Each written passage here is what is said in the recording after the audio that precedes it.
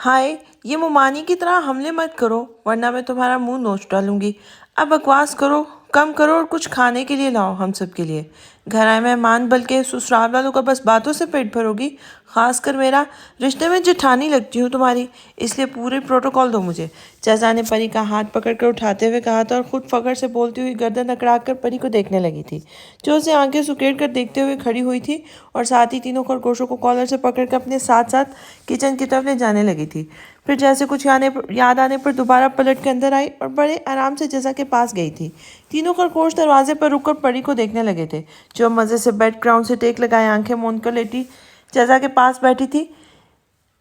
फिर जजा के पास पहुंचते ही उसने जजा की एक तरफ लटकती चुटिया को सर के ऊपर बालों समेत इतनी जोर से खींचा था कि जजा ने बेसाख्ता चीखते हुए पट से अपनी आंखें खोली थी और तभी बिना लम्हा भर की देर किए परी ने फौरन उसके बाल छोड़कर दरवाजे की तरफ भागी थी, जबकि इस अचानक हमले पर हकदक सी बैठी जजा समेत तीनों खरगोशों को भी अपनी आइंदा आगे आने वाली जिंदगी परी की मौजूदगी में खासी खतरे में नजर आई थी। और वो तीनों बेबसी से एक दूसरे को देखते हुए अपनी इस छोटी खतरनाक भाभी के पीछे पीछे बिल्कुल निकल गए थे। वो तहज्जुद की नमाज के बाद हस्बे मामूल लंबी दुआ कर रहा था। उसकी दुआओं का महवर और मरकज़ उसकी दाईं तरफ सोई उस लड़की की ज़ात थी जो उसके जीने की वजह थी। यूसुफ ने आज भी तहज्जुद की नमाज में सिर्फ और सिर्फ ज़ारा के लिए सब कुछ मांगा था और दुआ के इख्तिताम पर वो सोई हुई ज़ारा के पास आया था। साथ ही उसके चेहरे पर दम करते हुए बेसाख्ता उदास हो गया था। उसने आज शाम ही अपनी टिकट कंफर्म करवा ली थी। उसे कल दिन की फ़्लाइट से एक लंबी मुद्दत के लिए अमेरिका वापस जाना था, वो भी ज़ारा के बिना। उसने सोच लिया था कि वो सुबह ही घर से बिना ज़ारा से मिले निकल जाएगा, इसलिए उसने रात के खाने के बाद उसने ज़ारा को रात के खाने के बाद नींद की गोली दी थी। अब वो दिन में आराम से जब तक उठती तब तक ज़ारा यूसुफ की फ़्लाइट टेक ऑफ कर चुकी होती। मम्मी, फूफा और फूफा जान से वो आज ही ज़ारा के साथ जाके मिल आया था। फूफा जान ने उससे ज़ारा को भी साथ ले जाने का कहा था, मगर उसने उन्हें भी अपनी मजबूरी बताई थी। उसे वहाँ ढेर सारे कामों के साथ एग्ज़ाम्स भी देने थे। ऐसे में ज़ारा की मौजूदगी में ना तो वो पढ़ सकता था और ना ही घर से ज़्यादा देर बाहर रह सकता था। वो जानता था कि ज़ारा उसके बिना एक लम्हे के लिए भी नहीं रह सकती थी, मगर उसे ज़ारा के लिए अब भी बहुत कुछ करना था, जिसके लिए आर्जी जुदाई बहुत ज़्यादा ज़रूरी थी। यही बात उसने तब फूफा जान को समझा दी थी और वो समझ भी गए थे, तभी उन्होंने इस बात में सर हिलाकर खामोशी इख्तियार कर ली थी। हालांकि उसे इसी तरह पता था कि जितना वो ज़ारा के बिना वहाँ तड़पता है, उससे कहीं ज़्यादा ज़ारा भी उसके लिए यहाँ तड़पती, बेचैन और बेकल रहती। वो ज़ारा को अपनी वजह से तड़पते देखने पर मजबूर था, क्योंकि वाकई वो बेबस था। यही वो सोचते हुए खामोशी से अपनी जगह से उठा और अपना ट्रैवलिंग बैग खोलकर पैकिंग करने लगा।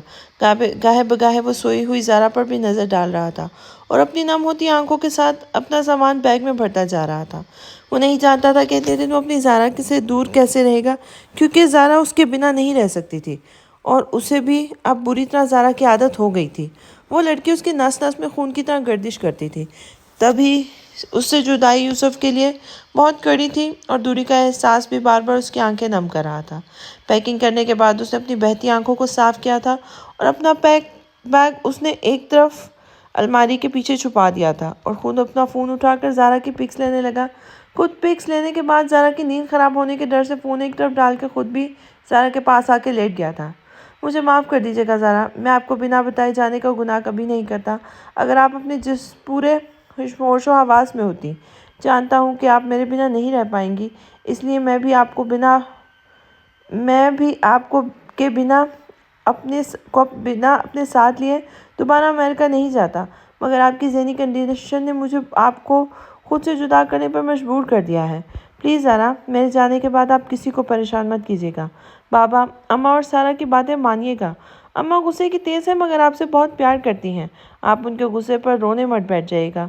मैं रोज़ आपको कॉल करूँगा, बस कुछ दिन की बात है, तब तक आप भी हौसला रखिए और मेरा हौसला भी टूटने मत दीजिएगा Zaara. I will miss you so much. वो सरगोशाना अंदाज में उससे बोल रहा था, जैसे वाकई ज़ारा उसके सामने बैठी उसकी सारी बातें सुन रही हो। तभी जब उसे अपनी अहमकाना हरकत का एहसास हुआ, तो सर झटकते हुए अपने सीने से लगकर सोती ज़ारा की पेशानी को चूमता हुआ खुद भी आंखें मूंद गया था। وہ جب سو کے اٹھی تو اپنے آس پاس حسب معمول یوسف کو نہ پا کر وہ بے چین ہو اٹھی تھی۔ پورا روم خالی پڑا ہوا تھا۔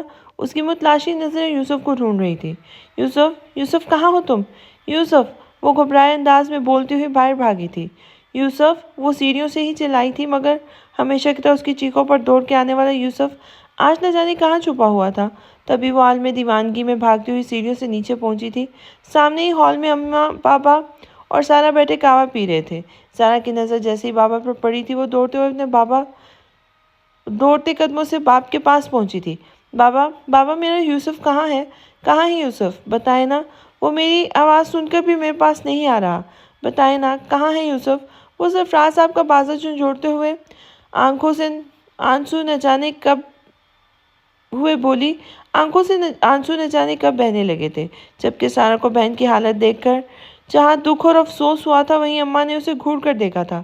سارا، یوسف آ جائے گا۔ سرفراز صاحب نے اتنا ہی کہا تھا کہ ان کے پیچھے کھڑی افشا بیگم اس کی بات کاٹ گئی تھی۔ یوسف کہیں نہیں ہے، نہ وہ آئے گا، کیونکہ وہ چلا گیا تمہیں چھوڑ کر، سمجھی تم؟ زارا کی دیوانگی دیکھ کر اس کی اماں تلخی سے بولی تھی، اور اس کے سامنے کھڑی زارا جیسے اس کے لفظوں پر پتھرا کے رہ گئی تھی۔ یوسف چلا گیا مجھے چھوڑ کر؟ وہ زیر لب بڑبڑائی تھی۔ ہاں، تمہارے پاگل پن سے وہ ہماری طرح عاجز آ گیا تھا، اس لیے وہ چھوڑ کے چلا گیا تمہیں۔ اب تم بھی اس کی دیوانگی کے ساتھ یوسف کے سر سے نکل آؤ۔ زندگی عذاب کر دی ہے تم نے ہماری زارا۔ میرا جوان بیٹا مرا، مگر میں اس غم سے، پہاڑ جیسے غم کو سینے پہ اٹھائے بھی زندگی جی رہی ہوں۔ تمہاری طرح پاگل نہیں ہوئی ہوں میں نے اپنے بیٹے کی موت کو قسمت کا لکھا سمجھ کر قبول کر لیا۔ مگر تم یہ بات کیوں نہیں سمجھ رہی ہو کہ جو ہوا وہ تمہاری قسمت میں لکھا تھا؟ کب نکلو گی تم اس پاگل پن سے؟ تم خود اکیلی پاگل نہیں ہوئی ہو، اپنے ساتھ ساتھ ہمیں بھی پاگل کر رہی ہو۔ ہم تھک گئے ہیں زارا، خدا کے لیے بس کرو، ختم کرو ہماری یہ مسلسل آزمائش۔ چھوڑ دو اپنا یہ پاگل پن، قبول کرو حقیقت کو اور بھول جاؤ یوسف کو۔ وہ چلا گیا ہے، سارا کی اماں اس کے سامنے آ کر ہاتھ جوڑتے ہوئے بولی تھی۔ افشا بیگم، یہ کیا کہہ رہی ہیں آپ؟ زارا کے سامنے خدا کے لیے چپ ہو جائیں۔ سرفراز صاحب پلٹ کر ملتجی لہجے میں بیوی سے بولے تھے۔ کہاں چلا گیا یوسف؟ ایسا نہیں ہو سکتا، میرا یوسف مجھے چھوڑ کر نہیں جا سکتا اماں۔ یوسف مجھے چھوڑ کر نہیں جا سکتا، وہ مجھ سے بہت محبت کرتا ہے۔ یوسف، یوسف واپس آ جاؤ، واپس آ جاؤ یوسف پلیز، میں تم سے بہت محبت کرتی ہوں، مجھے چھوڑ کر مت جاؤ، واپس آ جاؤ۔ وہ گھٹنوں کے بل بیٹھ کر زور زور سے بولتے ہوئے دھاڑے مار مار کر رونے لگی تھی کہ تبھی میں گیٹ سے کوئی تیز سے چلا ہوا اس کے پاس آیا تھا اور روتی ہوئی زارا کو اٹھا کر اپنے ساتھ لگاتے ہوئے اس کی پیٹھ تھپ تھپانے لگا تھا۔ زارا نے چونک کر خود کو گلے لگانے والی ہستی کو دیکھا تھا۔ وہ کوئی اور نہیں آمنہ بیگم تھی، اس کے ساتھ کلثوم بھی موجود تھی۔ چپ ہو جاؤ میرے بچے، یوسف نے مجھے اپنی ماں کو کال کیا تھا کہ تمہارے پاس ہو کر آئیں۔ تم یہاں اداس نہ ہو، اس لیے اس کا دل بھی وہاں نہیں لگ رہا۔ فلائٹ میں جانے سے پہلے اس نے مجھ سے کہا کہ میں تمہیں جا کر دیکھوں، کیونکہ اس کا دل تمہاری طرف سے بہت بے چین ہو رہا ہے۔ ضرور تم پریشان یا دکھی ہو، اور دیکھو اس کی بات ٹھیک نکلی، تم یہاں رو رہی ہو، مت رو زارا، یوسف جلدی واپس آ جائے گا، اس کے پیپر شروع ہو رہے ہیں، اس لیے اسے ارجنٹ جانا پڑا۔ آمنہ بیگم نے زارا کے بالوں میں ہاتھ پھیرتے ہوئے شفقت سے کہا تھا۔ یوسف امریکہ گیا ہے آنٹی؟ زارا نے آمنہ بیگم کی طرف آنسو بھری آنکھوں سے دیکھتے ہوئے کہا تھا۔ ہاں بیٹا، یوسف امریکہ گیا ہے۔ یہ جواب آمنہ بیگم کے بجائے کلثوم نے دیا تھا، اور زارا جو یوسف کے لیے اتنی دیر سے رو رہی تھی، اچانک سے انہیں پھٹی پھٹی آنکھوں سے دیکھنے لگی تھی۔ یعنی اماں ٹھیک کہہ رہی تھی، یوسف میرے پاگل پن سے پریشان ہو کر مجھے اکیلا چھوڑ گیا؟ اس کے دماغ میں بس یہی بات گردش کرتی جا رہی تھی۔ تبھی وہ خاموش نظروں سے سب کو تکتے ہوئے اپنے آنسو صاف کرنے لگی تھی۔ کلثوم اور آمنہ بیگم نے حیرت سے اس کا نارمل انداز دیکھا اور بے اختیار شکر کی سانس لی تھی۔ اسی دوران سرفراز صاحب اور اس کی بیگم سمیت سارا خاموش تماشائی بنے کھڑے تھے۔ بھائی صاحب، میں آپ سے اجازت لینے آئی تھی کہ کیا میں کچھ دن کے لیے زارا کو اپنے ساتھ لے جاؤں؟ وہاں یہ تھوڑی بہل جائے گی۔ میں اپنا مدرسہ چلاتی ہوں، جہاں روز صبح قرآن و درس کی کلاسز کے لیے بچیاں اور خواتین آتی ہیں۔ اس کے سوا بھی سارا دن مختلف مسائل کے لیے بچیوں اور عورتوں کو آنا جانا لگا رہتا ہے۔ مجھے امید ہے زارا بھی ان سب سے مل کر کافی حد تک سنبھل جائے گی، ورنہ یہاں اکیلے کمرے میں پڑے پڑے یہ مزید تنہائی کا شکار ہو جائے گی۔ آمنہ نے سرفراز ابراہیم کو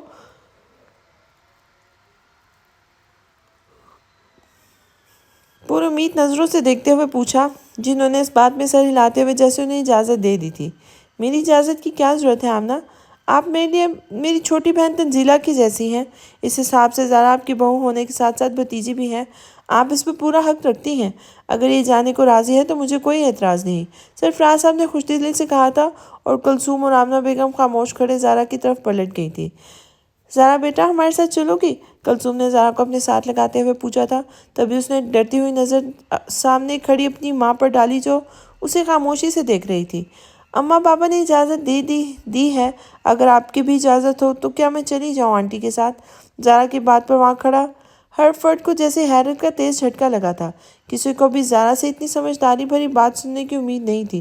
تبھی افشاں بیگم بھی حیرت سے آگے بڑھی تھی اور زارا کے سامنے رک کر اس کا چہرہ ہاتھوں کے پیالوں میں لیتے ہوئے اس کی پیشانی چوم رہی تھی۔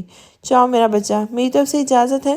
میں تمہاری دشمن نہیں ہوں زارا، بس میں تمہیں ایک نارمل لائف گزارتے دیکھنا چاہتی ہوں۔ جتنی بڑی آزمائش تم نے برداشت کی ہے اس کے لیے واقعی پتھر کا کلیجہ چاہیے۔ تمہارا درد میں سمجھ سکتی ہوں بیٹی، مگر آزمائش پر صبر کیا جاتا ہے، واویلا نہیں۔ یہی میں تمہیں سمجھانا چاہتی تھی۔ اب اللہ سے میری یہی دعا ہے کہ میرا رب تمہارے لیے زندگی کو آسان کرے اور جتنے دکھ تم نے اٹھائے ہیں اللہ اسے دگنی خوشیاں تمہارا مقدر کرے، آمین۔ افشاں بیگم نے نم آنکھوں کے ساتھ زارا کو سمجھایا تھا اور شاید بات اس کی سمجھ میں آ بھی گئی تھی، تبھی اس نے اس بات میں سر ہلا دیا تھا۔ آنٹی میں اپنا سامان لے کر آتی ہوں، سارا میری مدد کرو، مجھے بیگ پیک کرنا ہے۔ زارا بالکل نارمل سے انداز میں بولتی ہوئی واپس پلٹ کے اپنے روم کی طرف بڑھ گئی تھی۔ سارا بھاگی بھاگی اس کے پیچھے گئی اور باقی سب خوشگوار حیرت سے اس کی پشت کو دیکھتے ہوئے دل ہی دل میں اللہ کے لیے شکر گزار تھے۔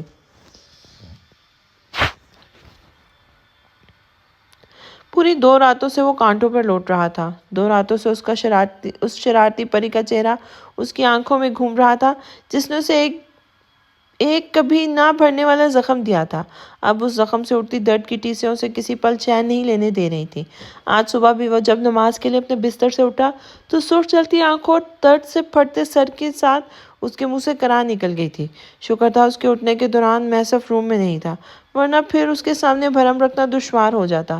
تبھی وہ سر جھٹک اپنی طبیعت کو نظر انداز کرتے ہوئے وضو کرنے چلا گیا تھا۔ پھر تیزی سے وضو کر کے ٹوپی سر پر جما کر روم سے باہر نکلا تھا۔ باہر ہال میں محشم ان سب کے انتظار میں صوفے پہ بیٹھا تھا۔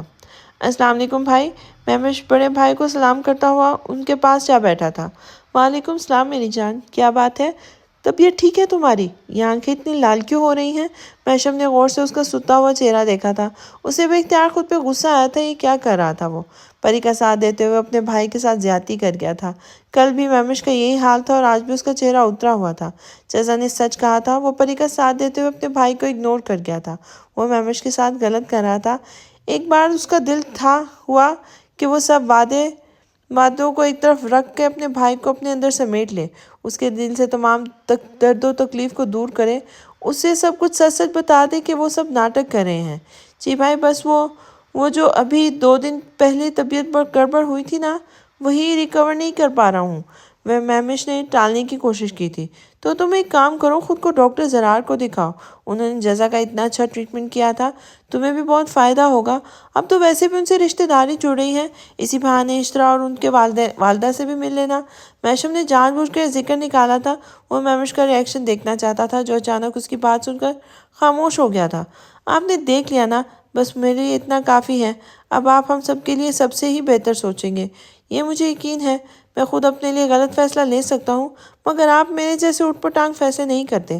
اپنے لیے کیے گئے ایک فیصلے کا خمیازہ ابھی تک بھگت رہا ہوں، اب ہمت ہی نہیں رہی کچھ بھی کرنے کی، اس لیے مجھے کسی کو نہ دیکھنا ہے نہ بات کرنی ہے، سب کچھ آپ پر چھوڑ دیا ہے میں نے۔ آپ جو بھی میرے لیے چنیں گے وہی میرے لیے بیسٹ ہوگا۔ مہوش نے بڑے بھائی کا ہاتھ تھام کر خلوص سے کہا تھا، اور محسب کی طرح مہوش کی بھی فرمانبرداری محشم کا دل خوش کر گئی تھی۔ اس نے بے ساختہ مہوش کو گلے لگایا تھا۔ ایسے ہی تو نہیں وہ ان بھائیوں کو اپنی اولاد مانتا تھا، وہ آ کے اسے بھائی اور باپ جیسی ہی عزت دیتے تھے۔ اب بھی وجہ چاہے جو بھی رہی ہو، مگر مہوش نے اپنے بھائی کو اپنی زندگی کا اتنا بڑا فیصلہ کرنے کا اختیار دے کر سرخرو کر دیا تھا۔ آئی لو یو میری جان، ہمیشہ خوش رہو، اللہ نے چاہا تو تم ایک خوبصورت اور کامیاب زندگی گزارو گے انشاءاللہ۔ محشم نے بھائی سے الگ ہوتے ہوئے اس کی پیٹھ تھپ تھپائی تھی۔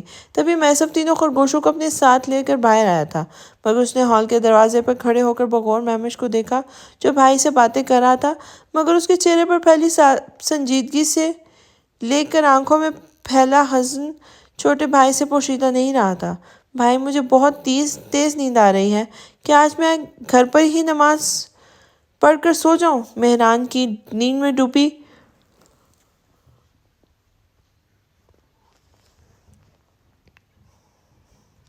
آواز پر وہ چونک کر ہوش میں آیا تھا اور میمر سمیت محشم نے بھی میسف کے پاس کھڑے نیند میں ڈوبے مہران کو دیکھا تھا۔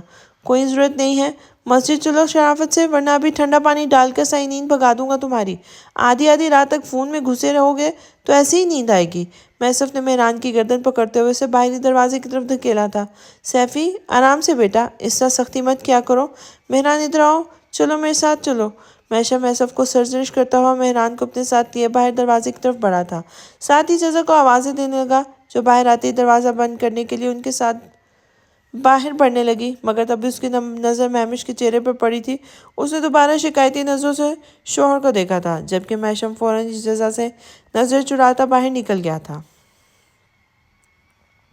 مہمش بھائی آج ذرا لیٹ چلے جائیے گا انسٹیٹیوٹ، ہم نے منگنی کی شاپنگ پر جانا ہے، پری بھی آ رہی ہے اور انشا کو بھی ساتھ لے کر چلنا ہے۔ میسف بھائی بھی ساتھ چل رہے ہیں، آپ بھی ساتھ چلیے گا، جزا دروازہ بند کرنے سے پہلے بولی تھی۔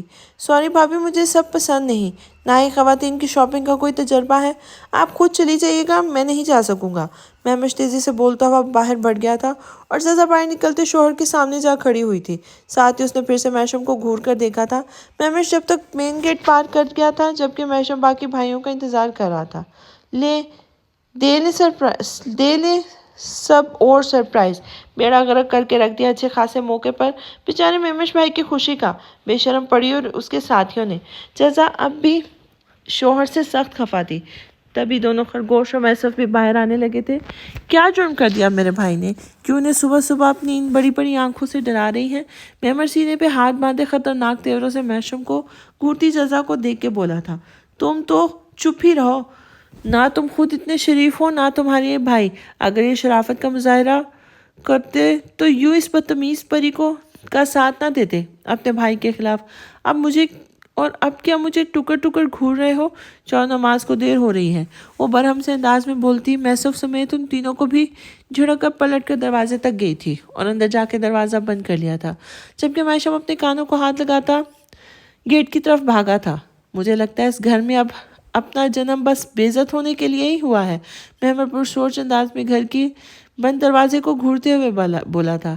باقی دونوں بھی اس کی بات سے کسی حد تک متفق تھے، مگر اس کے پاس کھڑے میسف نے زیادہ دیر انہیں افسوس کرنے کا موقع نہیں دیا تھا۔ ان کی گردنوں کو پکڑتا ہوا باہری مین گیٹ تک چلا آیا تھا۔ پھر نماز کے بعد واک سے واپس آتے ہی محشم تو جم میں گھس گیا اور باقی سب اپنی تیاریوں میں لگ گئے تھے۔ میسف جزا کے ساتھ شاپنگ پر جا رہا تھا، جبکہ تینوں خرگوشوں کو تیار ہو کر محشم کے ساتھ کالج کے لیے روانہ ہونا تھا۔ جلدی کرتے کرتے بھی محشم سمیت تینوں خرگوشوں کو ناشتہ لینے کے بعد جزا نے مہمش کو بھی بھاگم بھاگ ناشتہ کروانے کے بعد دن کے ٹفن کے لیے روک لیا تھا۔ حالانکہ مہمش نے منع بھی کیا تھا، مگر وہ جزا ہی کیا جو کسی کی بات بھی مان لے۔ اس نے تینوں خرگوشوں اور شوہر کو رخصت کرنے کے بعد اسپیڈ سے مہمش کے لیے لنچ بنا کر ٹفن پیک کر دیا تھا۔ اسی وقت باہر کسی نے بیل بجائی تھی، تبھی جزا میسم اور محشم کے ساتھ باہر بھاگی تھی۔ سامنے انگوری کلر کے اسٹائلش سے پونچوں اور بلیو جینز پہ کھلے لمبے بالوں اور وائٹ شوز پہنے کھڑی وہ پری ہی تھی، اپنے مخصوص خوشبو میں بسی وہ اس وقت بہت فریش لگ رہی تھی۔ مہمش جو اس وقت پری کو ایکسپیکٹ نہیں کر رہا تھا، یوں اسے اچانک دیکھ کر ساکت رہ گیا تھا۔ پری کے گرے آنکھوں سے نکلتی خوبصورت چمک اور لبوں سے پھوٹتی مسکراہٹ اس کی بے تحاشا خوشی کی گواہ تھی۔ مہمش کو اس کی یہ خوشی ایک آنکھ نہیں بھائی تھی۔ تبھی اس نے پری کو خونہ شام نظروں سے تکتے ہوئے اپنے پیروں کے پاس رکھے اس لیمپ کو دیکھا تھا جو میسر نے گھر کی سجاوٹ کے وقت سیڑھیوں پر سجائے تھے۔ مہمش نے گھر کے برساتی نگاہوں سے ان لیمپس کو گھورا تھا اور ایک زوردار کک سے انہیں دور اچھالا تھا۔ لیمپ زوردار آواز میں جا کر سامنے لان کی دیوار سے ٹکرائے تھے اور چھن کی آواز کے ساتھ زمین بوس ہو گئے تھے۔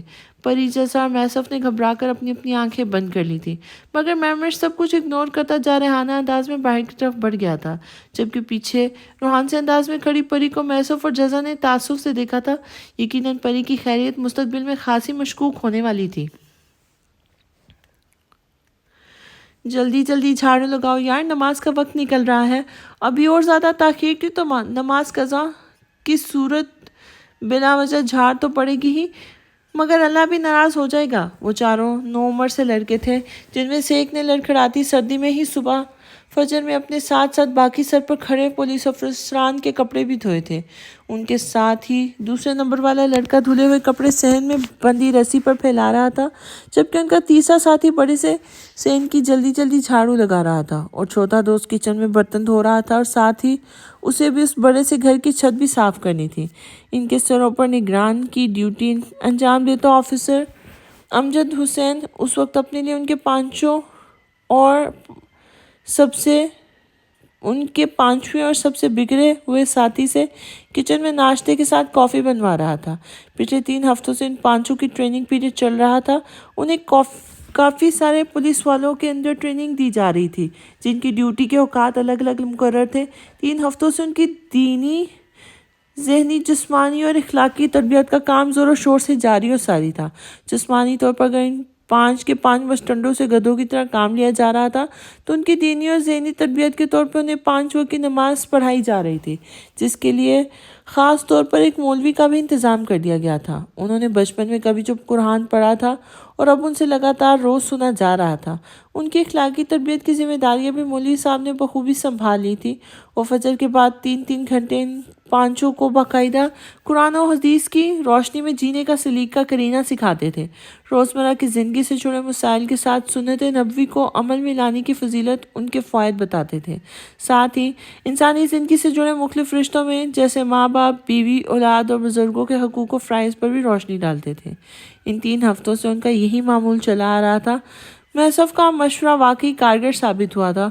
وہ سب پیشہ ور مجرم نہیں تھے جنہیں سدھارنے کے لیے ان پہ لاٹھی ڈنڈوں کی بارش کی جاتی۔ وہ اپنی روش سے بھٹکے ہوئے 9 عمر لڑکے تھے، جن کی قدم تربیت کی کمی اور ماں باپ کی لاپرواہی نے ڈگمگا کے رکھ دیے تھے۔ وہ سب برگر فیملیز کی وہ اپ ٹو ڈیٹ اولادیں تھیں جنہیں ضرورت سے زیادہ چھوٹ مل گئی تھی۔ آزادی اور پیسے کے بے دریغ استعمال نے انہیں اپنی منزل سے بھٹکا دیا تھا۔ میشم نے ان سب برائیوں کی وہی بنیادیں چھین لی تھی جن کی وجہ سے ان کے اندر کی انسانیت تیزی سے ختم ہو رہی تھی اور ان کے دلوں میں شیطانیت تیزی سے فروغ پا رہی تھی۔ وہ یہاں میشم کی اس قید میں رہ کر واقعی انسانیت سیکھ رہے تھے، ورنہ اس سے پہلے تو ان کی زندگی اندھیروں میں سفر کر رہی تھی۔ اس ذہنی تربیت جو اس کے ماں باپ کی ذمہ داری تھی، آج وہی انہیں میشم کے ذریعے سیکھنا نصیب ہوئی تھی، جس کے لیے وہ واقعی میشم کے شکر گزار تھے۔ ان کچھ دنوں میں ہی ان کے اندر پنپتی برائیاں اپنی موت آپ مرتی جا رہی تھیں۔ اب یہ قید ان کے لیے محض قید نہیں تھی، یہ ان کی درس گاہ بن چکی تھی، جہاں ذہن نے واقعی اپنے اندر چھپے تمام عیبوں کو دھو ڈالا تھا۔ شروع کے پہلے ہفتے یہاں صرف ایک وقت کھانے پر انہیں رکھا گیا تھا۔ سارا دن ان کے ساتھ ان سے گدھوں کی طرح کام کروانے کے بعد جب انہیں رات کے وقت ایک روٹی اور تھوڑا سا سالن دیا جاتا تو یہ روٹی انہیں کسی نعمت سے کم نہیں لگتی تھی۔ پھر دوسرے ہفتے انہیں 2 وقت کا کھانا دیا جانے لگا۔ پھر جب اس روٹین کے بھی وہ عادی ہو گئے تو انہیں مزید آسانیاں دے دی گئی تھی۔ کام اب بھی ان سے باقاعدہ لیا جا رہا تھا، مگر فرق بس یہ آیا تھا کہ شروع میں عذاب لگنے والے کام جو پہلے وہ بحالت مجبوری کرتے تھے، وہ اتنی شوق و لگن اور مہارت سے کرنے لگے تھے جیسے سالوں سے گھریلو کام ان کی روٹین کا حصہ رہے ہوں۔ پہلے وہ یہاں سے بھاگنے کے راستے ڈھونڈتے تھے، اب وہ یہاں مزے سے رہنے لگے تھے۔ نماز و قرآن سے ان کا لگاؤ تیزی سے بڑھتا جا رہا تھا، اور اچھی بات یہ کہ وہ سب کسی کو دکھانے کے لیے نہیں کر رہے تھے، بلکہ سب اللہ کو راضی کرنے کے لیے ہو رہا تھا، کیونکہ ان کے درمیان ہونے والی تمام بات چیت ان خفیہ کیمروں میں ریکارڈ ہوتی جا رہی تھی جو اس گھر میں چپے پر لگائے گئے تھے، اور ان سے وہ 5 لڑکے انجان تھے۔ یہ سب میشم کے کڑے آرڈرز پر امجد حسین سمیت سب پولیس آفیسرز کی پٹائی اور مرمت کا اثر تھا کہ وہ 5 اب نہ صرف شراوت کے ساتھ ایک لگی بندی انسانی زندگی جی رہے تھے۔ باسل، جھاڑو چھوڑو، ریحان جلدی سے وضو کر فجر قضا کرنی ہے کیا؟ اٹھ جلدی، نماز کے بعد پھر میں تم سب کے لیے بھی ناشتہ بناتا ہوں۔ آج مولوی صاحب کو بھی اپنے ہاتھوں کے پراٹھے کھلاؤں گا۔ جلدی سے بولتے ہوئے باتھ روم میں گھستا یہ شخص کوئی اور نہیں، نائلہ بیگم اور فاتح ابراہیم کا لاڈلا سپوت زین العابدین تھا، جس کو میشم کی دی ہوئی اس کڑی مشقت بھری سزا نے دنوں میں اکثر بدل ڈالا تھا۔ اس کے ساتھ ساتھ اس کے باقی کے چاروں ساتھی بھی بالکل بدل چکے تھے۔ اب ان کی بات چیت کا موضوع لڑکیوں اور دوسری خرافات سے ہٹ گیا تھا۔ اب ان کی گفتگو نماز، قرآن اور دیگر مذہبی موضوعات پر ہوتی تھی۔ اب بھی وہ فجر کی نماز کے لیے مولوی صاحب کے آنے سے پہلے ہی باوضو ہو کر اس مخصوص کمرے کی طرف بڑھ گئے تھے جہاں ان کے لیے نماز کا انتظام کیا گیا تھا۔ پھر مولوی صاحب کی آمد کے ساتھ ہی وہ نماز پڑھنے کھڑے ہو گئے تھے۔ امجد حسین بھی نماز پڑھنے ان کے پیچھے ہی چلا گیا تھا۔ نماز کے بعد اسے گھر میں لگے خفیہ کیمروں کی وہ CCTV فوٹیج بھی میشم کو دینی تھی جس میں ان چاروں کے پورے ہفتے کی روٹین ریکارڈ تھی۔ وہ امریکہ پہنچ گیا تھا مگر فلائٹ کے دوران ایک بار بھی اس کا ذہن زارا کی یادوں سے غافل نہیں ہوا تھا۔ وہ جانتا تھا کہ زارا اس کے بنا ایک لمحے کے لیے بھی نہیں رہ سکے گی مگر پھر بھی وہ اسے چھوڑ آیا تھا۔ وہ بھی کیا کرتا، اب سب وہ زارا کے لیے ہی تو کر رہا تھا۔ زارا کی سوچوں میں گم اس نے ایئرپورٹ سے باہر نکلتے ہی کیب لی تھی اور وہ اپنے فلیٹ کی طرف چلا گیا تھا۔ یہ فلیٹ کو اس کے ڈیڈ نے اسے گفٹ کیا تھا مگر نہ جانے کیا سوچ کر اس نے یہ فلیٹ کچھ سال پہلے ہی ہنری کو بیچ دیا تھا اور فلیٹ سے ملنے والی رقم اس نے اپنی کلاس کی ایک ضرورت مند لڑکے کو اس کے باپ کی اوپن ہارٹ سرجری کے لیے دے دی تھی۔ یوں آفیشل پیپرز میں فلیٹ ہنری کے نام پر تھا، اس لیے شارلٹ اس فلیٹ کو رائن کی پراپرٹی مانتے ہوئے اس پر قبضہ نہیں کر سکا تھا۔ یہ بات اسے فون پہ ہنری بتا چکا تھا۔ فلیٹ ہنری کے نام ہونے کے باوجود ہنری نے کبھی اس فلیٹ پر حق ملکیت نہیں جتایا تھا بلکہ یہ فلیٹ یوسف کے ہی استعمال میں رہتا تھا۔ تبھی وہ بے جھجک فلیٹ پہ چلا آیا تھا۔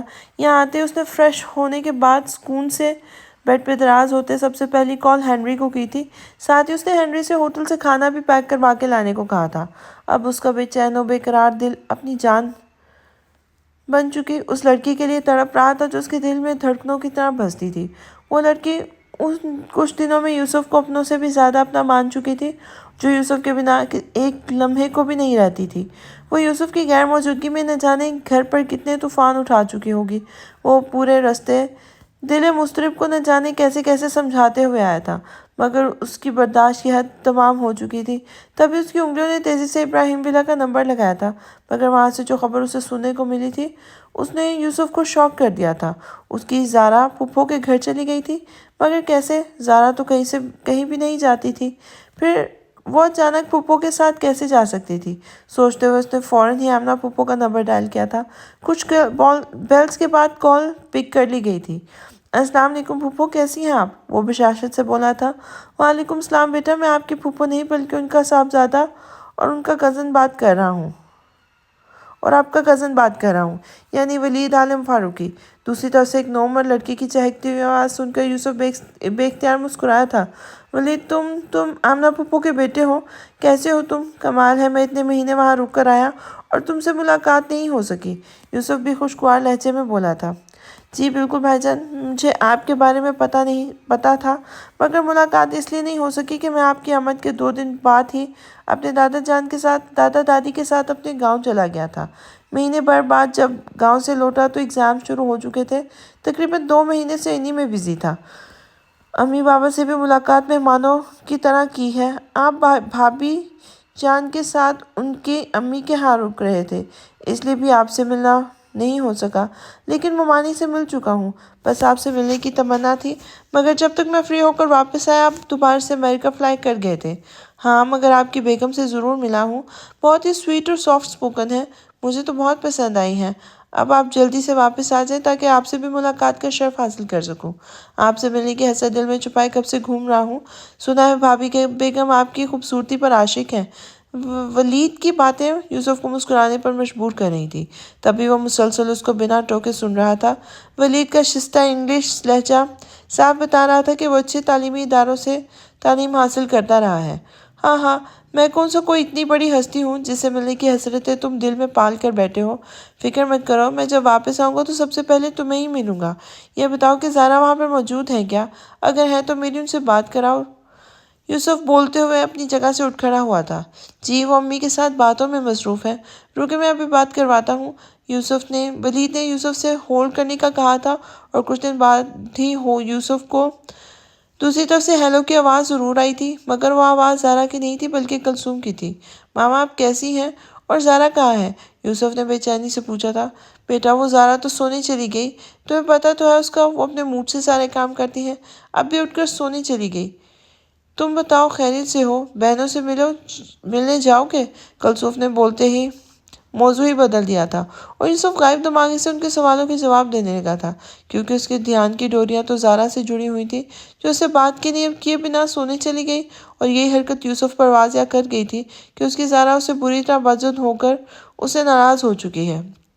تبھی تو یوسف سے ایک سیکنڈ دور نہ رہنے والی زارا نے نہ تو اسے یاد کر کے خود سے کال کی تھی اور نہ ہی اس کے کال کرنے پر یوسف سے بات کر رہی تھی، اور اسی بات سے پریشان ہو کر یوسف اپنی جگہ سے اٹھ کھڑا ہوا تھا۔ اب وہ بے چینی سے ادھر سے ادھر ٹہلتے ہوئے زارا کو منانے کی تدبیریں سوچ رہا تھا، مگر اسے کوئی حل نہیں سوچ رہا تھا۔ آج میسف اور مہمش کی منگنی کا مشترکہ فنکشن تھا ان کے، اسی لیے خواب نگر میں منگنی کی تیاریاں عروج پر تھیں اور مخصوص گہما گہمی کا ماحول چل رہا تھا۔ تینوں خرگوش اپنے کمرے میں سج سور رہے تھے اور دونوں دولہے بھی اپنی تیاری میں بزی تھے۔ وہ الگ بات ہے کہ دونوں دلہوں میں سے ایک کا دل ارمان و شوق سے لبریز تھا تو دوسرے کا بالکل بجھا بجھا اور شکستہ تھا، مگر وہ اپنے بھائی کے لیے اپنی جان بھی قربان کر سکتا تھا۔ یہ تو پھر اس کے دل اور ماروں کا خون تھا۔ تبھی وہ لبوں پر مصنوعی مسکراہٹ سجائے آج خود ہی اپنے آپ کو اپنے ہاتھوں سے دفن کرنے جا رہا تھا، جبکہ اس کی سوچوں سے انجان اس کے روم سے ذرا دور جزا اور میشم اپنے بیڈ روم میں تیار ہو رہے تھے۔ میشم جلدی سے ہٹے، مجھے تیار ہو کر اب یہ میسف اور مہمش بھائی کے سوٹس بھی دیکھتے ہیں۔ میں نے دلہنوں سے میچنگ سوٹ لیے تھے، ایسا نہ ہو کہ وہ دونوں اپنے ڈریسز ایکسچینج کر لیں، مہمش بھائی انشرا کے سوٹ کی میچنگ پہن لے اور میسف بھائی پری کے میچنگ کا سوٹ پہن لے۔ ایک تو ان دونوں کے ناپ بھی ایک جیسے ہیں، یہ الگ مصیبت ہے، اوپر سے میسف بھائی کی مہمش بھائی کو چڑھانے کی ضد کہ وہ پری کی میچنگ کا ہی سوٹ پہنیں گے، تاکہ جب مہمش بھائی کو سرپرائز ملے تو پری اور میسف بھائی کو دیکھ دیکھ کر جلتے گلستے رہیں۔ اب کوئی پوچھے کہ ایک ہفتے سے وہ بیچارے کم جلد بجھ کلس رہے ہیں، جو اب بھی جلانا کلسانا ضروری ہے۔ جزا نے آئینے کے سامنے تیار ہوتے میشم کو ایک سائڈ دھکیلا تھا، جو گرائے سوٹ میں اپنی تمام تر وجاہتوں کے ساتھ اتنا ہینڈسم لگ رہا تھا کہ جزا نے بے اختیار اس سے نظر چرا کر اور ساتھ ہی اسے ایک طرف کر کے بولتے ہوئے خود آئینے کے آگے کھڑے ہو گئی تھی۔ تبھی میشم نے اسے پیچھے سے اپنے باہوں کے حصار میں قید کر لیا تھا۔ آج اس نے بھی میشم سے میچنگ کرتا ہوا گرے اور پنک امتزاج کا بے حد خوبصورت دیدہ زیب سوٹ پہنا تھا۔ میشم نے ہاتھ بڑھا کر اس کے اسٹائلش سے جوڑے کی شکل میں بندھے خوبصورت بالوں کو کھول دیا تھا، جس پر اپنے ہونٹوں پر لپسٹک لگاتی جزا ساکٹ رہ گئی تھی۔ میشم یہ کیا کیا آپ نے؟ میری اتنی محنت سے باندھا جوڑا کھول دیا، اف کیا کروں اب میں؟ جزا نے صدمے سے پھٹتی آنکھوں سے آئینے میں نظر آتے میشم کے عکس کو دیکھا تھا اور پھر اپنے پشت کندھوں پر چہرے کے اطراف بکھرے بالوں کو دیکھا تھا۔ ہاں، کیونکہ مجھے بندھے ہوئے سے زیادہ کھلے اچھے لگتے ہیں، بس انہیں اوپر سے باندھ لیں اور پشت سے کھلا چھوڑ دیں۔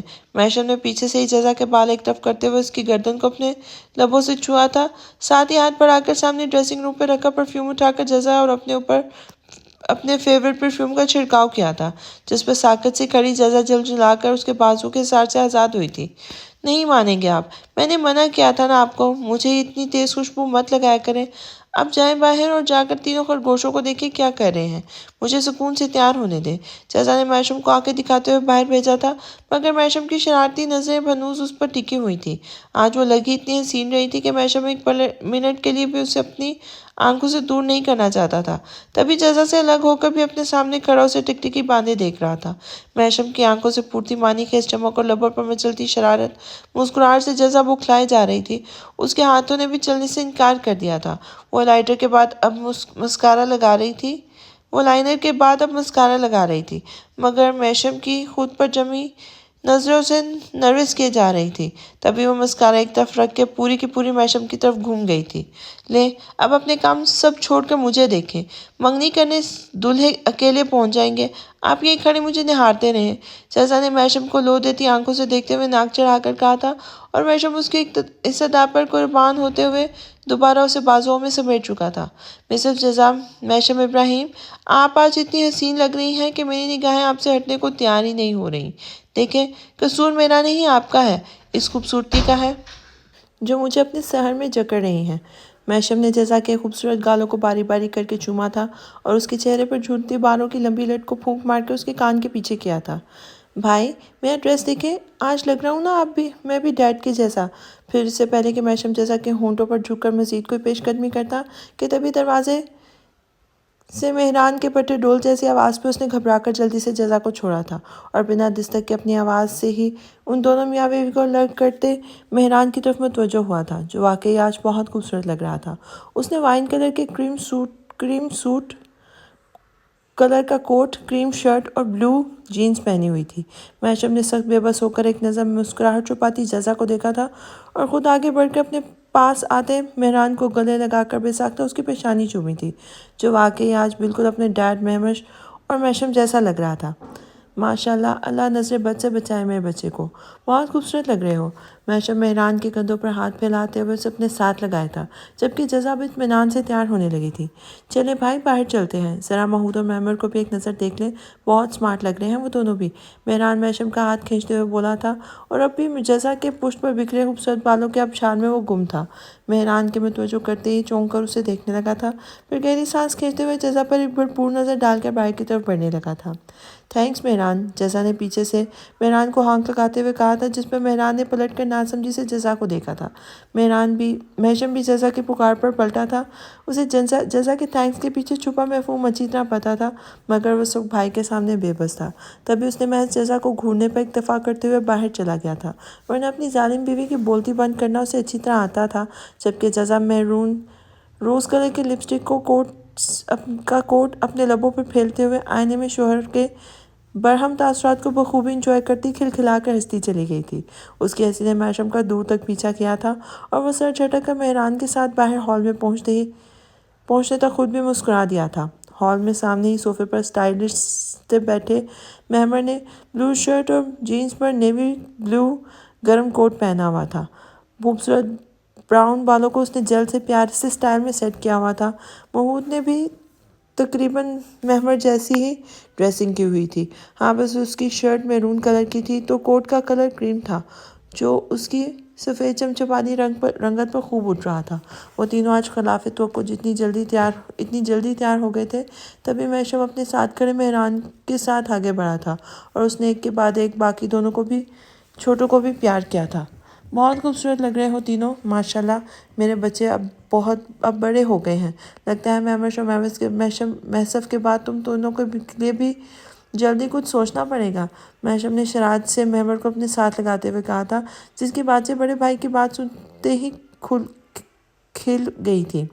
महमूद बेटा जाओ, मैसूफ और मैमिश को भी बुला कर लाओ, अभी होटल पहुंचना भी है, रास्ते में वक्त लगेगा। जज़ा भी तकरीबन तैयार ही है, उससे भी बोलो कि जल्दी बाहर आ जाए। मैशम ने महमूद को मैसूफ और मैमिश के मुश्तरका रूम में भेजा था और कुछ ही देर में मैसूफ और मैमिश आगे पीछे हॉल में पहुंचे थे। उनके पीछे पीछे जज़ा भी अपना पर्स और चादर संभालती हाई हील्स के स्ट्रैप्स बांधते हुए भागी भागी बाहर आई थी। उसने वाकई मैशम की फरमाइश पर अपने बालों को ऊपर से आधा बांध कर पीछे से खोल दिया था। अधखुले बालों से कटी हुई लट्टें उसके चेहरे पर बिखरती हुई उसके खूबसूरत चेहरे को चार चांद लगा रही थी। सूट की मैचिंग मेकअप और ज्वेलरी में उसका खूबसूरत सराफा बिल्कुल हूरों जैसा लग रहा था। सूट की मैचिंग मेकअप और ज्वेलरी में उसका खूबसूरत सराफा बिल्कुल हूरों जैसा लग रहा था। तब जब वो बाहर आई थी, मैशम की निगाहें उस पर ठहर कर रह गई थी। भाई, जैसे हमारी तारीफ़ की थी वैसे ही भाभी की भी करते, हम आंखें बंद कर लेते हैं। महमर शरारत से बोलता हफ्ज़ माँ कदम के तौर पर महमश के पीछे जा छुपा था, जो सोगवार से मुस्कुराहट चेहरे पर सजाए खड़ा दोनों भाई भावज को देख रहा था। वाकई वो दोनों एक जैसी मैचिंग के कपड़ों में बेपनाह हसीन लग रहे थे, जबकि महमश और जज़ा ने एक साथ घूर कर उसे देखा था। मौज जुबान चल रही है तुम्हारी, तुम और मेहरान चल के मेरी गाड़ी में बैठो। महमूद बेटा, तुम मैसूफ और मैमिश के साथ आओ, मैशम ने महमर को घूरते हुए कहा था और महमर भाई के ऑर्डर पर फ़ौरन बाकी दोनों के लिए बाहर भागा था। जज़ा ने बगौर दूल्हों के सूट्स को देखा और मुतमईन हो गई थी। उन दोनों ने वही सूट पहने थे जो उन दोनों के लिए लाई थी। मैमिश के लिए जज़ा ने पीच और ब्लैक कलर के इम्तजाज का सूट लिया था कि यही सेम कलर परी की मंगनी के लहंगे का था, और मैसफ के लिए उसने पिस्ता ग्रीन कलर का सूट लिया था क्योंकि यही कलर इंशा के लहंगे का था। खुद خود وہ اپنے اور میشم کے لیے بھی سیم میچنگ کا ڈریس لائی تھی۔ میشم جزا کے ساتھ دھیرے دھیرے چلتا دونوں چھوٹے بھائیوں کے سامنے آیا تھا۔ آج اس کے موم ڈیڈ کا ارمان پورا ہونے جا رہا تھا۔ وہ اپنے بعد اپنے چھوٹے بھائیوں کی بھی ذمہ داری سے سبق دوش ہونے جا رہا تھا۔ اسی احساس نے اس کے آنکھوں کو نم کر دیا تھا۔ تبھی اس نے بے اختیار اپنے شہزادوں جیسے دکھنے والے دونوں بھائیوں کو اپنے سینے سے لگا لیا تھا، جو جھجکتے نروس ہوتے بھائی کے گلے لگ گئے تھے۔ جزا نے بھی میشم کے سینے سے لگے دونوں دیوروں کے سر پر مدبرانہ انداز میں اپنا دایاں اور بایاں ہاتھ رکھ دیا تھا۔ اگر میشم ان سب کے لیے باپ تھا تو جزا ان کی ماں جیسی تھی۔ تبھی ان کے اندر گزرتے وقت کے ساتھ ہی خود ہی اپنے رشتے اور مرتبے کا احساس پیدا ہوتا جا رہا تھا۔ آج میں بہت خوش ہوں۔ ماما اور ڈیڈ آج زندہ ہوتے تو ان کے لیے ایک لمحہ کتنا خوبصورت ہوتا۔ آج ان کے حامی اور سیفی اپنی نئی زندگی کو شروع کرنے جا رہے ہیں۔ اللہ میرے بچوں کو دنیا جہان کی خوشیاں نصیب کرے۔ کوئی بھی غم ہو تم دونوں کو چھونے سے پہلے مجھ سے ہو کر گزرے۔ میشم نے ان دونوں کی پیشانی باری باری چومتے ہوئے انہیں دعا دی تھی، جس پر وہ دونوں بھائی میشم کے ساتھ پکڑ کر چومتے ہوئے اپنی آنکھوں سے لگا بیٹھے تھے۔